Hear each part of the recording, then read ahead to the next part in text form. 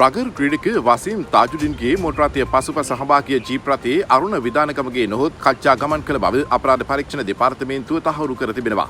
කෙසේ වෙතත් ඝාතනය සිදු කිරීමට ඍජුවම වගකිව යුතු පුද්ගලයා නිශ්චිතව හඳුනා ගැනීමට විමර්ශකයින්ට තවමත් හැකියාව ලැබී නැහැ. මෑත කාලීන සිදුවීම්වල කච්චාගේ බිරිඳ විමර්ශකයින්ට ප්‍රකාශයක් ලබා දී ඇති අතර එමගින් මිද්දනියේ වෙඩි තැබීමක් මෑතකදී මියගිය අරුණ විධානකමගේ තාජුඩීන්ගේ මරණයට පෙර ඔහුගේ මෝටර් රථය පසුපස හඹා ගිය ජීප් රථයේ ගමන් කළ පුද්ගලයා බව තහවුරු කර ඇත.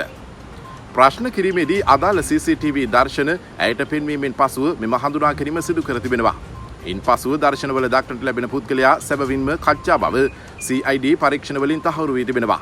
සිද්ධියට සම්බන්ධ විය හැකි තවත් අය හඳුනා ගැනීමට සහ වැඩිදුර තහවුරු කිරීම ලබා ගැනීමට පරීක්ෂණ අඛණ්ඩව සිදු කරන බව අපරාධ පරීක්ෂණ දෙපාර්තමේන්තුව වැඩිදුරටත් සඳහන් කළා. ලංකා යූනිවුස් සබ්ස්ක්‍රයිබ් කරන්න අප